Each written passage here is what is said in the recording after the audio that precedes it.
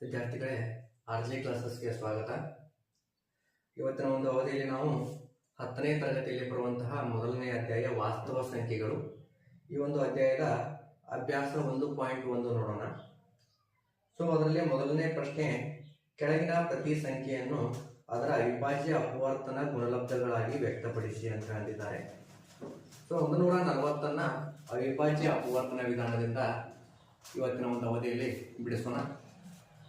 So ಮೊದಲನೇದಾಗಿ ಅವಿಭಾಜ್ಯ ಅಪವರ್ತನ ವಿಧಾನದ 140 ಬಿಡಿಸಿದಾಗ 2 140. ನೆಕ್ಸ್ಟ್ 2 3 6, 1 ಉಳಿತು 10 ಆಯ್ತು, 2 5 10. ನೆಕ್ಸ್ಟ್ ಇನ್ನು 2ರಿಂದ ಹೋಗುವುದಿಲ್ಲ ವಿದ್ಯಾರ್ಥಿಗಳೇ, 5ರಿಂದ ತೆಗೆದುಕೊಳ್ಳೋಣ. 5 7 35, 7 1 7. ಹಾಗಾದ್ರೆ ವಿದ್ಯಾರ್ಥಿಗಳೇ 140 ಅವಿಭಾಜ್ಯ ಅಪವರ್ತನ ವಿಧಾನದಿಂದ ಬರೆದಾಗ 2 ರ ಘಾತ 2 ಗುಣಿಲೆ 5 ರ ಘಾತ 1 ಗುಣಿಲೆ 7 ರ ಘಾತ 1.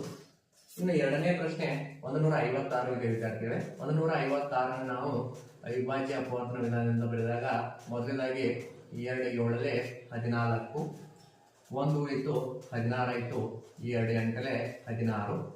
ನೆಕ್ಸ್ಟ್ ಮತ್ತೆ 2ರಿಂದ ಭಾಗವಹಿಸಿದ ವಿದ್ಯಾರ್ಥಿಗಳೇ 2 3 6, 2 9 18. ಇನ್ನು 2ರಿಂದ 39 ಭಾಗವಹಿಸಿದ ವಿದ್ಯಾರ್ಥಿಗಳೇ ಮುಂದಿನ ಒಂದು ಅವಿಭಾಜ್ಯ ಸಂಖ್ಯೆ ನೋಡಿದಾಗ ನಾವು 3ರಿಂದ ಭಾಗವಹಿಸುತ್ತದೆ. 3 ರ 1 3, 3 3 9. ಇನ್ನು 13 ಕೂಡ ಒಂದು ಅವಿಭಾಜ್ಯ ಸಂಖ್ಯೆ. 13 1 13. ಹಾಗಾದ್ರೆ ವಿದ್ಯಾರ್ಥಿಗಳೇ 156 ಅವಿಭಾಜ್ಯ ಅಪವರ್ತನ ವಿಧಾನದಿಂದ ಬರೆದಾಗ 2 ರ ಘಾತ 2 ಗುಣಿಲೆ 3 ರ ಘಾತ 1 ಗುಣಿಲೆ 13 ರ ಘಾತ 1.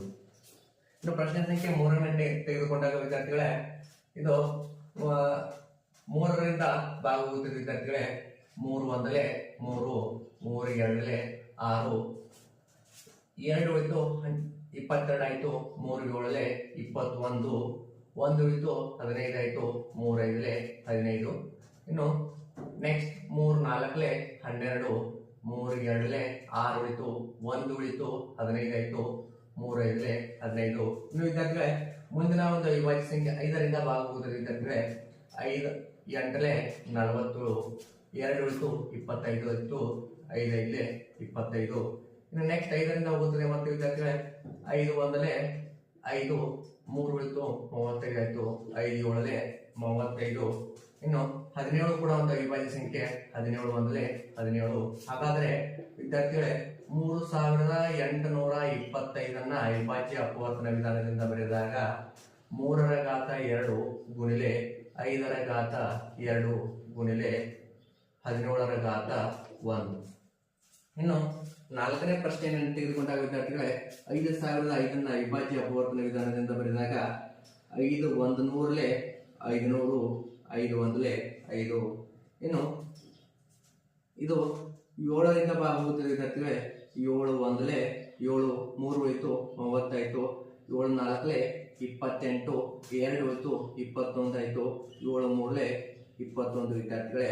ಇನ್ನು ಇದು ವಿದ್ಯಾರ್ಥಿಗಳೇ 11ರಿಂದ ಅಂದ್ರೆ 11 ಅವಿಭಾಜ್ಯ ಸಂಖ್ಯೆ, ಅದರಿಂದ ಭಾಗವಹಿಸಿದ ವಿದ್ಯಾರ್ಥಿಗಳೇ 11 1 11, 3 ಉಳಿತು 33 ಆಯ್ತು, 11 3 33. 13 ಕೂಡ ಒಂದು ಅವಿಭಾಜ್ಯ ಸಂಖ್ಯೆ. 13 1 13.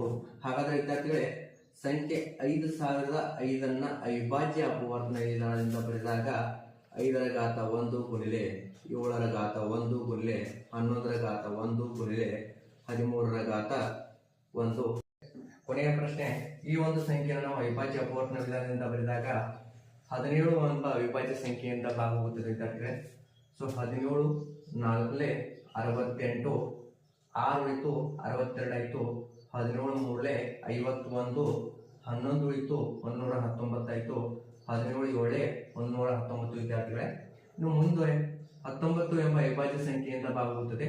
19 2 38, 5 ಉಳಿತು 57 ಆಯ್ತು, 19 3 57 ವಿದ್ಯಾರ್ಥಿಗಳೇ.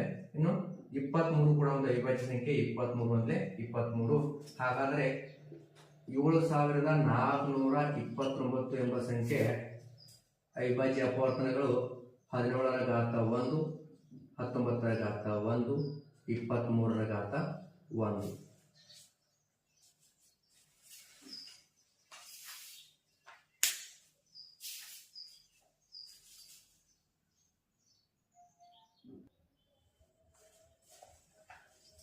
ವಿದ್ಯಾರ್ಥಿಗಳೇ, ಅಭ್ಯಾಸ 1.1ರ ಮುಂದಿನ ಪ್ರಶ್ನೆ ನಂಬರ್ 2. ಕೆಳಗೆ ನೀಡಿರುವ ಜೋಡಿ ಪೂರ್ಣಾಂಕಗಳ ಲಸಅ ಮತ್ತು ಮಸಗಳನ್ನು ಕಂಡುಹಿಡಿದು ಲಸಅ ಗುಣಿಲೆ ಮಸಅ ಎರಡು ಸಂಖ್ಯೆಗಳ ಗುಣಲಬ್ಧ ಎಂಬುದನ್ನು ತಾಳೆ ನೋಡಿ ಅಂತಿದ್ದಾರೆ. ಈ ಒಂದು ಸಮಸ್ಯೆಗಳನ್ನು ನೋಡಬೇಕಾದ್ರೆ ವಿದ್ಯಾರ್ಥಿಗಳೇ, ಇದರಲ್ಲಿ 3 ಸಮಸ್ಯೆಗಳಿವೆ. ಅದರಲ್ಲಿ ಮೊದಲನೇ ಸಮಸ್ಯೆ 26 ಮತ್ತು 91. ಈ ಎರಡು ಸಂಖ್ಯೆಗಳ ಗುಣಲಬ್ಧ ಲಸಅ ಇಂಟು ಮಸಅ ಒಂದು ಸಮಸ್ಯೆ ನಡೆಸಿದಾಗ ವಿದ್ಯಾರ್ಥಿಗಳೇ, ಈ ಎರಡು ಸಂಖ್ಯೆಗಳ ಗುಣಲಬ್ಧ 26 ಗುಣಿಲೆ 91ರ ಗುಣಲಬ್ಧ ಎಷ್ಟಾಗುತ್ತದೆ ಅಂದ್ರೆ ವಿದ್ಯಾರ್ಥಿಗಳೇ 2366 ಆಗುತ್ತದೆ ವಿದ್ಯಾರ್ಥಿಗಳೇ. ಇನ್ನು ಸಂಖ್ಯೆ 26ನ್ನ ಲಸಅ ತೆಗೆದಾಗ 26 ಮತ್ತು 91ನ್ನ ಲಸಅ ತೆಗೆದಾಗ ವಿದ್ಯಾರ್ಥಿಗಳೇ, ಇದರ ಒಂದು ಲಸಅ ನಾವು ನೋಡ್ಬೇಕಾದ್ರೆ ಮೊದಲನೇದಾಗಿ ಚಿಕ್ಕ ಸಂಖ್ಯೆಯಿಂದ 2 ಒಂದ್ಲೆ 2 ಮೂರ್ಲೆ 91 ಭಾಗಬಹುದು ವಿದ್ಯಾರ್ಥಿಗಳು ಅಷ್ಟೇ ಬರಬೇಕು. ಇನ್ನು 13ರಿಂದ ನಾವು ನೋಡಿದಾಗ 13 ಒಂದ್ಲೆ 13 13 ಏಳೆ 91 ವಿದ್ಯಾರ್ಥಿಗಳೇ. ಇನ್ನು 13 ಒಂದಲೆ ವಿದ್ಯಾರ್ಥಿಗಳೇ 7 ಒಂದಲೆ 7 ಒಂದಕ್ಕೆ 1 ವಿದ್ಯಾರ್ಥಿಗಳೇ. ಹಾಗಾದ್ರೆ ಸಂಖ್ಯೆ 26 ಮತ್ತು 91ರ ಲಸಅ ಎಷ್ಟಾಗುತ್ತದೆ ವಿದ್ಯಾರ್ಥಿಗಳೇ 2 ಇಂಟು 7 ಇಂಟು 13 ಒಟ್ಟು ಎಷ್ಟಾಗುತ್ತದೆ ಅಂದ್ರೆ ವಿದ್ಯಾರ್ಥಿಗಳೇ 182 ಆಗುತ್ತದೆ. ಇನ್ನು ಸಂಖ್ಯೆ 26 ಮತ್ತು 91ರ ಮಸಅ ತೆಗೆದಾಗ ಮಸಅ ನೋಡಿದಾಗ ವಿದ್ಯಾರ್ಥಿಗಳೇ ಮೊದಲನೇದಾಗಿ 26 ಸಂಖ್ಯೆ, ಅದೇ ರೀತಿ ಇನ್ನೊಂದು ಎಷ್ಟು 91. ಇದರ ಒಂದು ಮಸಅ ನೋಡಿದಾಗ 2 13ರಲ್ಲಿ 13 ಒಂದಲೇ ವಿದ್ಯಾರ್ಥಿಗಳೇ. ಇನ್ನು 2ರಿಂದ ಹೋಗುವುದಿಲ್ಲ, 3ರಿಂದ ಕೂಡ ಹೋಗುವುದಿಲ್ಲ ವಿದ್ಯಾರ್ಥಿಗಳೇ. ಸೊ ನೆಕ್ಸ್ಟ್ ನಾವು ನೋಡಿದಾಗ 7ರಿಂದ ಹೋಗುತ್ತದೆ ವಿದ್ಯಾರ್ಥಿಗಳೇ. 7 ಒಂದಲೇ 7 2 ಹೋಯ್ತು 21 ಆಯ್ತು. 7 ಮೂರಲೆ 21. 13 ಕೂಡ ಒಂದು ಅವಿಭಾಜ್ಯ ಸಂಖ್ಯೆ. 13 ಒಂದಲೇ 13. ಈ ಎರಡೂ ಸಂಖ್ಯೆಗಳನ್ನ ಗಮನಿಸಿದಾಗ 26ರ ಸಂಖ್ಯೆಯಲ್ಲಿ ನಾವು ನೋಡಿದಾಗ 2 ಇಂಟು 13, ಅದೇ ರೀತಿ 91 ಸಂಖ್ಯೆ ಅಂತ ಗಮನಿಸಿದಾಗ 7 ಇಂಟು 13 ಆಗುತ್ತದೆ ವಿದ್ಯಾರ್ಥಿಗಳೇ. ಈ ಎರಡೂ ಸಂಖ್ಯೆಯಲ್ಲಿ ಯಾವ ಒಂದು ಸಂಖ್ಯೆ ಸಾಮಾನ್ಯವಾಗಿರುತ್ತದೆ ನೋಡಿ, ಅದೇ ಆ ಒಂದು ಸಂಖ್ಯೆಗಳ ಮಸಅ ಆಗಿರುತ್ತದೆ. ಹಾಗಾದ್ರೆ ವಿದ್ಯಾರ್ಥಿಗಳೇ ಸಂಖ್ಯೆ 26 ಮತ್ತು 91ರ ಮಸಅ ಎಷ್ಟಾಗುತ್ತದೆ ಅಂದ್ರೆ ವಿದ್ಯಾರ್ಥಿಗಳೇ ಸಂಖ್ಯೆ 26 ಮತ್ತು 91ರ ಮಸಅ 13 ಆಗುತ್ತದೆ. ಹಾಗಾದ್ರೆ ಈ ಒಂದು ಸಮಸ್ಯೆಯನ್ನು ನಾವು ನೋಡಿದಾಗ ವಿದ್ಯಾರ್ಥಿಗಳೇ ಎರಡು ಸಂಖ್ಯೆಗಳ ಗುಣಲಬ್ಧ ಕೊಟ್ಟಿರ್ತಕ್ಕಂಥ ಎರಡು ಸಂಖ್ಯೆಗಳು ದತ್ತ ಸಂಖ್ಯೆಗಳು 26 ಮತ್ತು 91ರ ಗುಣಲಬ್ಧ 2366 ಆಗುತ್ತದೆ ವಿದ್ಯಾರ್ಥಿಗಳೇ. ಅವುಗಳ ಲಸಅ ಮತ್ತು ಮಸಅಗಳನ್ನು ನಾವು ಕಂಡುಹಿಡಿದಿದ್ದೀವಿ.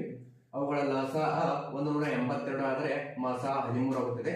ಇವುಗಳ ಒಂದು ಗುಣಲಬ್ಧ 2366 ಆಗುತ್ತದೆ. ಸೊ ಇಲ್ಲಿ ನಾವು ಈ ಒಂದು 10 ಮತ್ತು 92 ಈ ಒಂದು ಸಮಸ್ಯೆಯನ್ನ ಎರಡು ಸಂಖ್ಯೆಗಳ ಗುಣಲಬ್ಧ ಲಸಅ ಇಂಟು ಮಸಅ ಮಾಡಿದಾಗ 510 ಗುಣಿಲೆ 92 46,920. ಇನ್ನು ಈ 510 ಮತ್ತು 92ರ ಲಸಅ 2 ಇಂಟು 2 ಇಂಟು 3 ಇಂಟು 5 ಇಂಟು 17 ಒಟ್ಟು 23,460 ಈ ಒಂದು ಸಂಖ್ಯೆಯ ಲಸಅ ಆಗುತ್ತದೆ ವಿದ್ಯಾರ್ಥಿಗಳೇ. ಇವುಗಳ ಒಂದು ಮಸಅ ಎಷ್ಟಾಗುತ್ತದೆ ಅಂದ್ರೆ ವಿದ್ಯಾರ್ಥಿಗಳೇ 2 ಆಗುತ್ತದೆ. ಈ ಎರಡು ಸಂಖ್ಯೆಗಳ ಲಸಅ ಗುಣಿಲೆ ಮಸಅ ಮಾಡಿದಾಗ 46,920, ಅದೇ ರೀತಿ 46,920. ಇನ್ನು ಪ್ರಶ್ನೆ ಸಂಖ್ಯೆ 3ನ್ನು ನಾವು ಬಿಡಿಸಿದಾಗ 336 ಮತ್ತು 54 ಈ ಎರಡು ಸಂಖ್ಯೆಗಳ ಗುಣಲಬ್ಧ 18,144 ವಿದ್ಯಾರ್ಥಿಗಳೇ. ಈ ಎರಡು ಸಂಖ್ಯೆಗಳ ಲಸಅವನ್ನು ನೋಡಿದಾಗ 3,024 ಗುಣಿಲೆ ಆ ಎರಡು ಸಂಖ್ಯೆಗಳ ಒಂದು ಮಸಅ 6 ಆಗುತ್ತದೆ ವಿದ್ಯಾರ್ಥಿಗಳೇ. ಲಸಅ ಗುಣಿಲೆ ಮಸಅ ಮಾಡಿದಾಗ 18,144 ಈ ಒಂದು ಸಮಸ್ಯೆಯನ್ನು ನಾವು ಈ ಒಂದು ಅವಧಿಯಲ್ಲಿ ನೋಡಿದ್ವಿ ವಿದ್ಯಾರ್ಥಿಗಳೇ.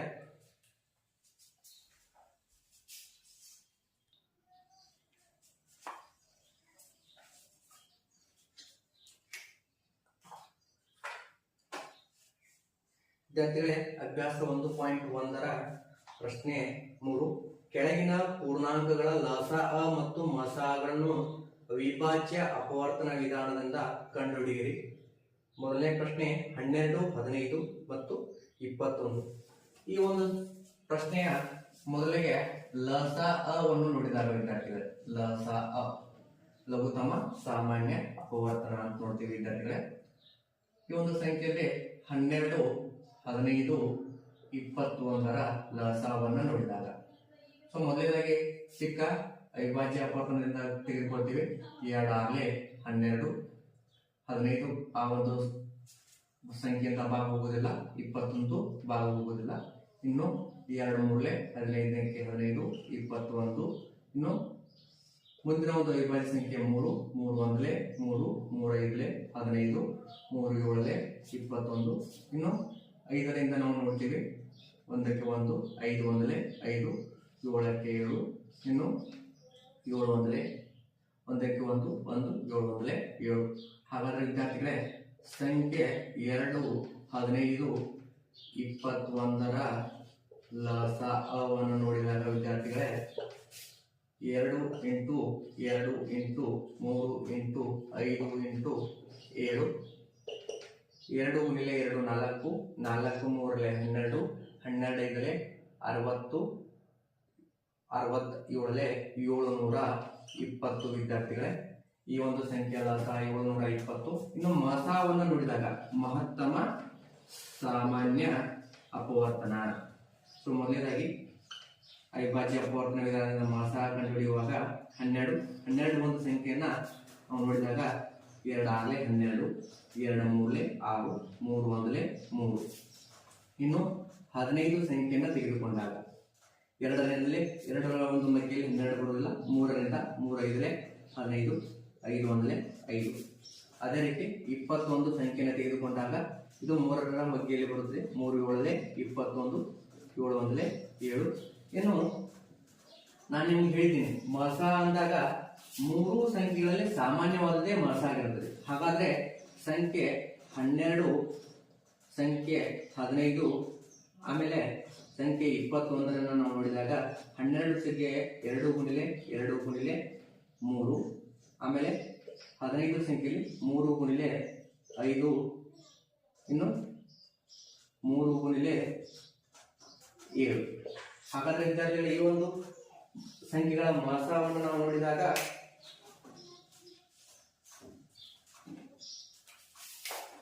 ನೋಡಿ ವಿದ್ಯಾರ್ಥಿಗಳೇ ಈ ಒಂದು ಸಂಖ್ಯೆಯಲ್ಲಿ 3 ಇದೆ ಕಾಮನ್, ಇದರಲ್ಲಿಯೂ 3 ಇದೆ, ಇದರಲ್ಲಿಯೂ 3 ಇದೆ. ಹಾಗಾದ್ರೆ ಈ ಒಂದು ಪ್ರಶ್ನೆಯಲ್ಲಿ ಮಸ ಎಷ್ಟಾಗುತ್ತದೆ ವಿದ್ಯಾರ್ಥಿಗಳೇ ಅಂದ್ರೆ ಮಸ 3. ಪ್ರಶ್ನೆ 17, 23, 29ರ ಮಸವನ್ನು ತೆಗೆದುಕೊಂಡಾಗ ಇವು ಅವಿಭಾಜ್ಯ ಸಂಖ್ಯೆಗಳಾಗಿವೆ. ಅವಿಭಾಜ್ಯ ಸಂಖ್ಯೆಗಳ ಗುಣಲಬ್ಧವೇ ಅವುಗಳ ಲಸ ಆಗಿರುತ್ತದೆ ವಿದ್ಯಾರ್ಥಿಗಳೇ. ಇವಾಗ 17 ಒಂದಲೇ 17, 23, 29. ಅದೇ ರೀತಿ 23 ಒಂದಲೇ 23, 29, 29 ಒಂದಕ್ಕೆ 1, 1, 29 ಒಂದಲೇ 23. ಹಾಗಾದ್ರೆ ಸಂಖ್ಯೆ 17, 23, 29ರ ಲಸ 17, 23, 29ರ ಲಸ 17 ಗುಣಿಲೆ 23 ಗುಣಿಲೆ 29, 11,339 ಆಗುತ್ತದೆ ವಿದ್ಯಾರ್ಥಿಗಳೇ.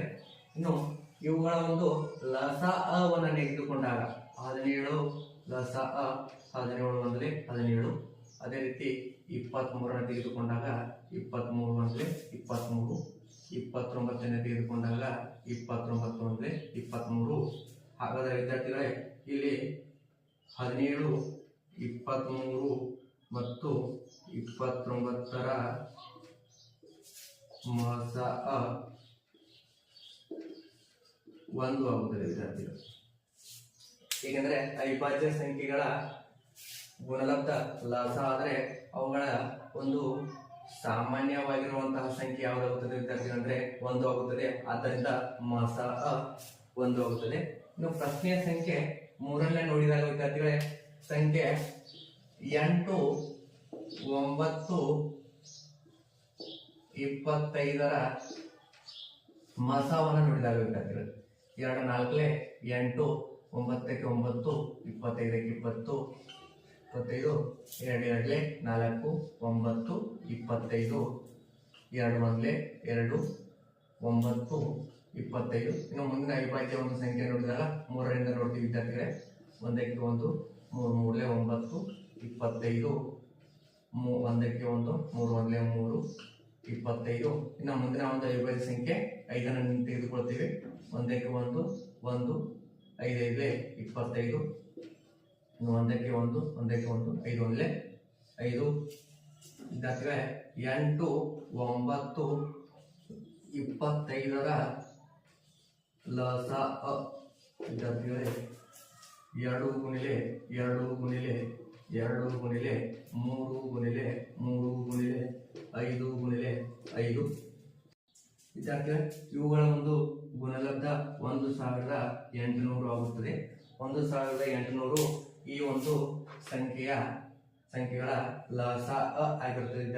ಮಸ ನೋಡಿದಾಗ ವಿದ್ಯಾರ್ಥಿಗಳೇ ಸಂಖ್ಯೆ 8 ನೋಡಿದಾಗ 2 4 8 2 2 4 2 1 2 ಇನ್ನು 9 ಅನ್ನೋ ಸಂಖ್ಯೆಯನ್ನು ತೆಗೆದುಕೊಂಡಾಗ 3 3 9 3 1 3 ಇನ್ನು 25 ತೆಗೆದುಕೊಂಡಾಗ 5 5 25 5 1 5 ಇನ್ನು ಸಂಖ್ಯೆ 8 ನಾವು ನೋಡಿದಾಗ 2 ಗುಣಿಲೆ 2 ಗುಣಿಲೆ 2 ಗುಣಿಲೆ 1 ಸಂಖ್ಯೆ 9 ತೆಗೆದುಕೊಂಡಾಗ 3 ಗುಣಿಲೆ 3 ಗುಣಿಲೆ 1 ಇನ್ನು 25 ನೋಡಿದಾಗ ವಿದ್ಯಾರ್ಥಿಗಳೇ 5 ಗುಣಿಲೆ 5 ಗುಣಿಲೆ 1 ಈ ಒಂದು 3 ಸಂಖ್ಯೆಗಳ ಅವಿಭಾಜ್ಯದಲ್ಲಿ ನೋಡಿದಾಗ 1 ಎನ್ನುವಂಥದ್ದು ಸಾಮಾನ್ಯ ಆಗುತ್ತದೆ ವಿದ್ಯಾರ್ಥಿಗಳೇ. ಹಾಗಾದರೆ ಇವುಗಳ ಒಂದು 8 9 25ರ ಮಸ 1 ಆಗುತ್ತದೆ ವಿದ್ಯಾರ್ಥಿಗಳೇ. ಪ್ರಶ್ನೆ ನಂಬರ್ 4 ನೋಡಿದಾಗ 306 657ರ ಮಸ 9 ಆದರೆ ಅವುಗಳ ಲಸವನ್ನು ಕಂಡುಹಿಡಿಯಿರಿ ಎಂದಿದ್ದಾರೆ ವಿದ್ಯಾರ್ಥಿಗಳೇ. ಈ ಒಂದು ಸಮಸ್ಯೆನ ನಾವು ನೋಡೋಣ ಯಾವ ರೀತಿ ಬಿಡಿಸ್ತೀವಿ ಅಂತ ಹೇಳಿ. ಸೊ ಇಲ್ಲಿ 2 ಸಂಖ್ಯೆಗಳ ಗುಣಲಬ್ಧ is equal to ಲಸ ಇಂಟು ಮಸ ಅಂತ ನೋಡಿದ್ವಿ ವಿದ್ಯಾರ್ಥಿಗಳು. ಆ 2 ಸಂಖ್ಯೆಗಳು ಯಾವುವು? ಎ ಮತ್ತು ಬಿ ಅಂತ ತೆಗೆದುಕೊಂಡ್ರೆ A into B is equal to ಲಸ ಅವನ್ನು ಎಲ್ ಅಂತ ತೆಗೆದುಕೊಳ್ಳೋಣ ವಿದ್ಯಾರ್ಥಿಗಳೇ. ಆಮೇಲೆ ಮಸವನ್ನ ಎಚ್ ಅಂತ ತೆಗೆದುಕೊಳ್ಳೋಣ ವಿದ್ಯಾರ್ಥಿಗಳೇ. ಎಲ್ ಅಂತಂದ್ರೆ lowest common divisor, in English ನಲ್ಲಿ ಲಘುತಮ ಸಾಮಾನ್ಯ ಅಪವರ್ತ. ಮಸ ಎಚ್ ಅಂತಂದ್ರೆ ಹೈಯೆಸ್ಟ್ ಕಾಮನ್ ಡಿವೈಸರ್ ಅಂತ ನೋಡ್ತೀವಿ. ಸೊ ಎಸ್ ಸಿ ಎಫ್ ಅಂತ ನೋಡ್ತೀವಿ. ಈ ಒಂದು ಸಂಖ್ಯೆ ಆಧಾರದ ಮೇಲೆ ನೋಡಿದಾಗ ಆ 2 ಸಂಖ್ಯೆಗಳು ಯಾವುವು? 306 ಗುಣಿಲೆ 657 ಇಸ್ ಈಕ್ವಲ್ ಟು ಇವುಗಳ ಒಂದು ಲಸವನ್ನ ಕಂಡುಹಿಡಿಯಬೇಕು ವಿದ್ಯಾರ್ಥಿಗಳೇ. ಅದನ್ನ ಎಲ್ ಅಂತಾನೆ ಬರ್ಕೊಳ್ಳೋಣ. ಇನ್ನು ಗುಣಿಲೆ ಮಸ ಅನ್ನ ಕೊಟ್ಟಿದ್ದಾರೆ 9 ಅಂತ ಬರ್ಕೊಳ್ತೀವಿ. ಈ ಒಂದು ಸಮಸ್ಯೆಯನ್ನ ಬಿಡಿಸಿದಾಗ 9 ಅನ್ನುವಂಥದ್ದು ಸಮಚಿಹ್ನೆಯಿಂದ ಈ ಕಡೆ ಬಂದ್ರೆ ಭಾಗಕಾರ ಹೋಗುತ್ತದೆ. 306 ಗುಣಿಲೆ 657 divided by 9 is equal to ಲಸ 9 1 9 3 27 3 ಉಳಿತು 36 ಆಯ್ತು 9 4 36. ಹಾಗಾದ್ರೆ ವಿದ್ಯಾರ್ಥಿಗಳೇ ಲಸ ಇಸ್ ಈಕ್ವಲ್ ಟು 34 ಗುಣಿಲೆ 657 ಇಸ್ ಈಕ್ವಲ್ ಟು 22,338. ವಿದ್ಯಾರ್ಥಿಗಳೇ ಆರ್ಜೆ ಕ್ಲಾಸಸ್ಗೆ ಸ್ವಾಗತ. 10ನೇ ತರಗತಿಯ 1ನೇ ಅಧ್ಯಾಯವಾದ ವಾಸ್ತವ ಸಂಖ್ಯೆಗಳು ಈ ಒಂದು ಅಧ್ಯಾಯದ ಅಭ್ಯಾಸ 1.1ರ ಪ್ರಶ್ನೆ ಸಂಖ್ಯೆ 5. ಎನ್ನದ ಯಾವುದೇ ಬೆಲೆಗೆ r⁴n ಇದು 0ಯಿಂದ ಕೊನೆಗೊಳ್ಳಬಹುದೇ ಪರೀಕ್ಷಿಸಿ. ಇಲ್ಲಿ n ಒಂದು ಸ್ವಾಭಾವಿಕ ಸಂಖ್ಯೆಯಾಗಿದೆ ಅಂತ ಕೊಟ್ಟಿದ್ದಾರೆ ವಿದ್ಯಾರ್ಥಿಗಳೇ. ಈ ಒಂದು ಪ್ರಶ್ನೆಯನ್ನ ಗಮನಿಸಿದಾಗ 6ರ ಅವಿಭಾಜ್ಯ ಅಪವರ್ತನಗಳು 2 ಗುಣಿಲೆ 3 ಆಗುತ್ತದೆ ವಿದ್ಯಾರ್ಥಿಗಳೇ. ಅದರಿಂದ r⁴n ಅನ್ನುವಂತಹದ್ದನ್ನು ನಾವು 2 ಗುಣಿಲೆ 3 ರ ಘಾತ n ಅಂದ್ರೆ 2 ರ ಘಾತ n ಗುಣಿಲೆ 3 ರ ಘಾತ n ಅಂತ ಹೇಳಿ ಬರೀಬಹುದು ವಿದ್ಯಾರ್ಥಿಗಳೇ. ಇದು ಘಾತಾಂಕದ ನಿಯಮದ ಪ್ರಕಾರ. ಇನ್ನು 2 ರ ಯಾವುದೇ ಘಾತ ಮತ್ತು 3 ರ ಯಾವುದೇ ಘಾತವು ವಿಸ್ತರಣೆಯು 0 ಇಂದ ಕೊನೆಗೊಳ್ಳುವುದಿಲ್ಲ ವಿದ್ಯಾರ್ಥಿಗಳೇ. ಸೊ ಆದ್ದರಿಂದ ನಾವು ಏನ್ ಹೇಳ್ತೀವಿ ಅಂದ್ರೆ n ದ ಯಾವುದೇ ಬೆಲೆಗೆ 6 ರ ಘಾತ n ಎಂಬುದು 0 ನಿಂದ ಕೊನೆಗೊಳ್ಳುವುದಿಲ್ಲ ವಿದ್ಯಾರ್ಥಿಗಳೇ. ಅಥವಾ ಇದೇ ಒಂದು ಪ್ರಶ್ನೆಯನ್ನು ನಾವು ನೋಡಿದಾಗ 0 ಇಂದ ಅಂತ್ಯವಾಗುವ ಯಾವುದೇ ಸಂಖ್ಯೆಯು 10, 2, 5ರಿಂದ ಭಾಗವಾಗುತ್ತದೆ. ಅಂದ್ರೆ 10 ಈ ಒಂದು ಸಂಖ್ಯೆಯನ್ನ ಅವಿಭಾಜ್ಯ ಅಪವರ್ತನಗಳು 2 ಗುಣಿಲೆ 5 ಅಂತ ಬರೀತೀವಿ ವಿದ್ಯಾರ್ಥಿಗಳೇ. ಆದ್ರೆ ಇಲ್ಲಿ 6 ರ ಘಾತ n ದ ಅವಿಭಾಜ್ಯ ಅಪವರ್ತನವು 2 ಗುಣಿಲೆ 3 ಆಗಿದೆ. ಆದ್ದರಿಂದ ಈ ಒಂದು 6 ರ ಅಪವರ್ತನಗಳಲ್ಲಿ 5 ಎಂಬುದು ಇಲ್ಲ ವಿದ್ಯಾರ್ಥಿಗಳೇ. ಸೊ ಆದ್ದರಿಂದ ನಾವೇನ್ ಹೇಳ್ತೀವಿ ಅಂದ್ರೆ 6 ರ ಘಾತ n ಎಂಬುವಂತದ್ದು 0 ಇಂದ ಅಂತ್ಯವಾಗುವುದಿಲ್ಲ ವಿದ್ಯಾರ್ಥಿಗಳೇ. ಪ್ರಶ್ನೆ ಸಂಖ್ಯೆ 6, 7 ಗುಣಿಲೆ 11 ಗುಣಿಲೆ 13 ಪ್ಲಸ್ 13 ಮತ್ತು 7 ಗುಣಿಲೆ 6 ಗುಣಿಲೆ 5 ಗುಣಿಲೆ 4 ಗುಣಿಲೆ 3 ಗುಣಿಲೆ 2 ಗುಣಿಲೆ 1 ಗುಣಿಲೆ ಪ್ಲಸ್ 5 ಇವು ಸಂಯುಕ್ತ ಸಂಖ್ಯೆಗಳಾಗಿವೆ, ಏಕೆ ವಿವರಿಸಿ ಅಂತ ಕೊಟ್ಟಿದ್ದಾರೆ. ಈ ಒಂದು ಪ್ರಶ್ನೆಯನ್ನು ಗಮನಿಸಿದಾಗ ಮೊದಲನೇದಾಗಿ 7 ಗುಣಿಲೆ 11 ಗುಣಿಲೆ 13 ಪ್ಲಸ್ 13 ಈ ಒಂದು ಪ್ರಶ್ನೆಯಲ್ಲಿ 13 ಸಾಮಾನ್ಯವಾಗಿದೆ ವಿದ್ಯಾರ್ಥಿಗಳೇ. ಅಂದ್ರೆ ಮಾಸ 13 ತೆಗೆದುಕೊಳ್ತೀವಿ. ಆಮೇಲೆ ಬ್ರಾಕೆಟ್ ಒಳಗಡೆ ಏನು ಉಳಿಯುತ್ತೆ ಅಂದ್ರೆ 7 ಗುಣಿಲೆ 11 ಗುಣಿಲೆ ಪ್ಲಸ್ 1 ಉಳಿಯುತ್ತೆ. ನೆಕ್ಸ್ಟ್ 13 ಇನ್ನು 11 7 77 ಪ್ಲಸ್ 1 ವಿದ್ಯಾರ್ಥಿಗಳೇ. 13 77 ಪ್ಲಸ್ 1 78 ಅಂತ ಬರ್ಕೊಳ್ತೀವಿ. 78ರ ಒಂದು ಅವಿಭಾಜ್ಯ ಅಪವರ್ತನಗಳನ್ನ ನೋಡಿದಾಗ 13 6 78, 3 2 6, 2 1 2. ಹಾಗಾದ್ರೆ ವಿದ್ಯಾರ್ಥಿಗಳೇ 78 ಈ ಒಂದು ಸಂಖ್ಯೆಯನ್ನು ನಾವು 13 ಗುಣಿಲೆ 3 ಗುಣಿಲೆ 2 ಅಂತ ಬರೆದುಕೊಳ್ಳಬಹುದು ವಿದ್ಯಾರ್ಥಿಗಳೇ. ಅಂದ್ರೆ ಕೊಟ್ಟಿರುವಂತಹ ಸಂಖ್ಯೆಗೆ 3 ಅಪವರ್ತನಗಳನ್ನ ಹೊಂದಿದೆ. ಅವು 13, 3 ಮತ್ತು 2. ಇದು ಒಂದು ಸಂಯುಕ್ತ ಸಂಖ್ಯೆ ಅಂತ ಹೇಳ್ತೀವಿ ವಿದ್ಯಾರ್ಥಿಗಳೇ.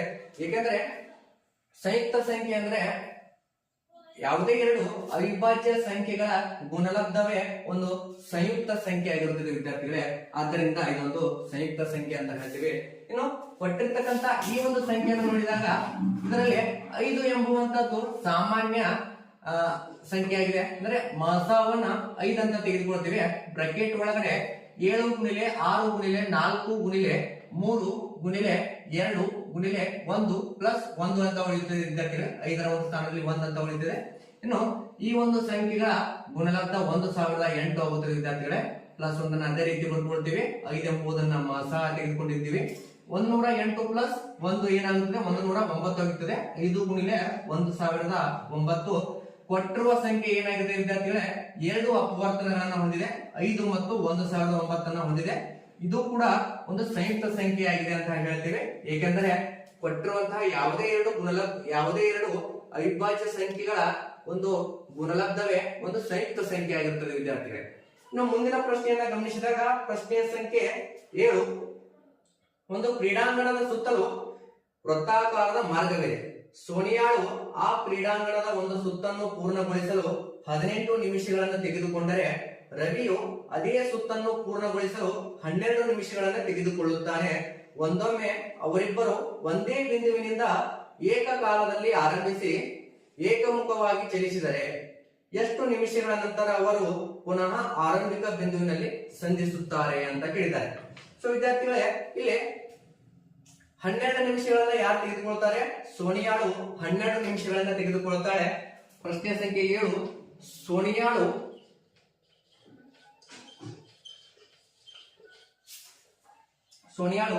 18 ನಿಮಿಷ ತೆಗೆದುಕೊಂಡರೆ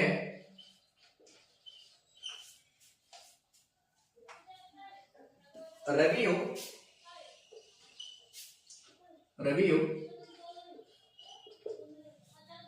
12 ನಿಮಿಷ ತೆಗೆದುಕೊಳ್ಳುತ್ತಾನೆ.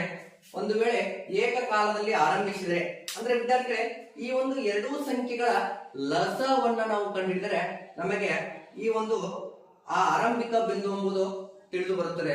ಈ ಎರಡೂ ಸಂಖ್ಯೆಗಳ ಒಂದು ಲಸವನ್ನ ನಾವು ನೋಡಿದಾಗ 12 ಮತ್ತು 18ರ ಲಸ ಅವಿಭಾಜ್ಯ ಅಪವರ್ತನ ವಿಧಾನದಿಂದ ನೋಡ್ತೀವಿ ವಿದ್ಯಾರ್ಥಿಗಳೇ. 2 6 2 9 18, 2 3 9 9, ಇನ್ನು 3ರಿಂದ 3 1 3 3 9, 1 1 3 1 3. ವಿದ್ಯಾರ್ಥಿಗಳೇ, ಈ ಒಂದು 12 ಮತ್ತು 18ರ